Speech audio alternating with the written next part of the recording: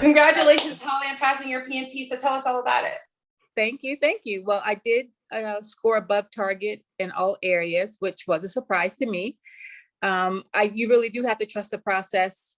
I was getting 70s, 80s, some 90s on my practice exams, and I was still not 100% sure that I was ready, but I put myself into a corner because my exam date was May 11th and my application expired May 12th. So it was like, I had to do it. Like, gotta get it done. But for the test, I definitely would say you really, really have to embrace the servant leader mindset and understand the life cycles, the process of the life cycles, when to use them, the frequency of deliveries, and the benefits. I had a lot of more questions than expected about stakeholders, internal and external. And I had more questions than I thought I would on virtual team scenarios. I did have 2 or 3 EVM. I did have to work out one formula. The other was more or less, the CPI is this, is it above, over budget, that kind of thing. Yeah, like interpretation, right? Yeah. I had a couple drag and drop, and I had one burn down chart where I had to interpret it, and so, what the project manager advised the team to do. So that was that. And honestly, it was hard to gauge. As I'm moving along, I'm like, oh, I'm doing good. And then it's like, oh no, I'm doing bad. My emotions were all over the place. So I would say, try not to gauge that. Just continue answering the questions and stay focused. And I did get to a point where I just felt like stopping, because it was like, okay, this is enough. It's too long. I also had to deal with, in relation to gauging myself, it's like, oh no, I'm going to fail. That negative self-talk. I had to say, no, I'm ignoring you. I'm not listening to you. Yeah. I'm just going to move forward. Good for you. Yeah, definitely. And then also, one thing I did do wrong, and I don't know how it happened. I focus a lot on the process group practice test and the practice exams. For some reason, I did not focus on the agile test under the methodology. Oh, okay.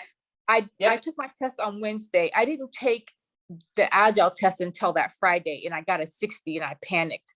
So I read the whole practice guide like 2 days before my test. But I'm glad I did.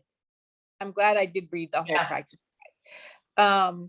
And I would say my whole approach is I just engulf myself with the content.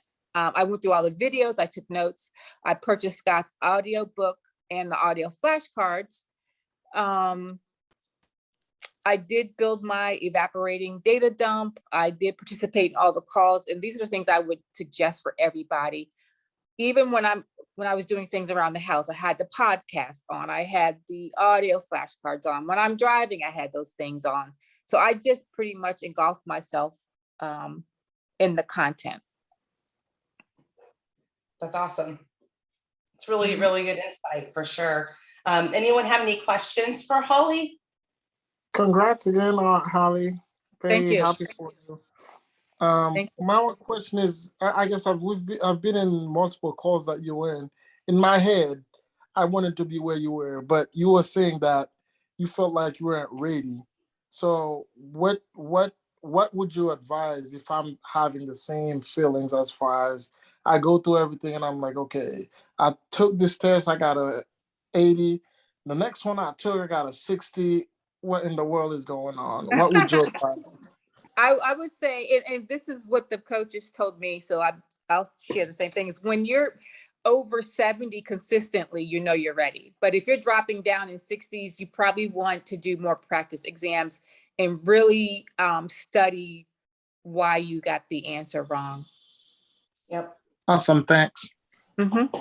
Yep. And my question is, what would you say to a student that is contemplating, jumping in and taking Scott's course and all the offerings that we provide with our course? What would you say to them? I would say go for it. I actually was using PrepCast before I joined Scott's program, and I had it since last September, and I could not get through that program, and the subscription expired. My agency actually paid for it. So I said, I'm taking a break from this. When I resume, I'm going to buy something on my own. And that's when I connected with you all the end of March. So I was in the program for 6 months, six weeks. So I would say it's a well-rounded program. I just think it's a brilliant program, genius program, from how the content is presented, even the aesthetics of the web page and the tests, the coaching calls, walking through the approach and how to dissect the questions and answer them. I love how the videos were in short snippets, most of them, I just love the program. Yay! I do too.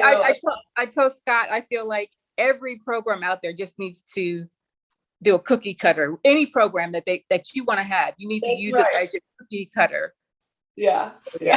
I love it. Well, congratulations, Holly. I am so proud of you. I'm so excited for you. You're now certified PMP. And go relax and get your life back now. Yeah, I did.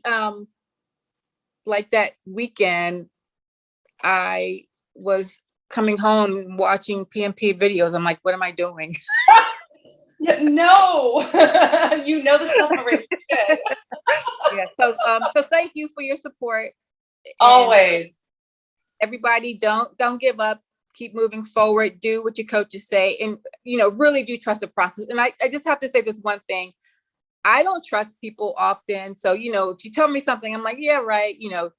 They were like, you don't have to write anything down when you get there. So guess what I did? I wrote down the process chart. Guess what? I never looked at it.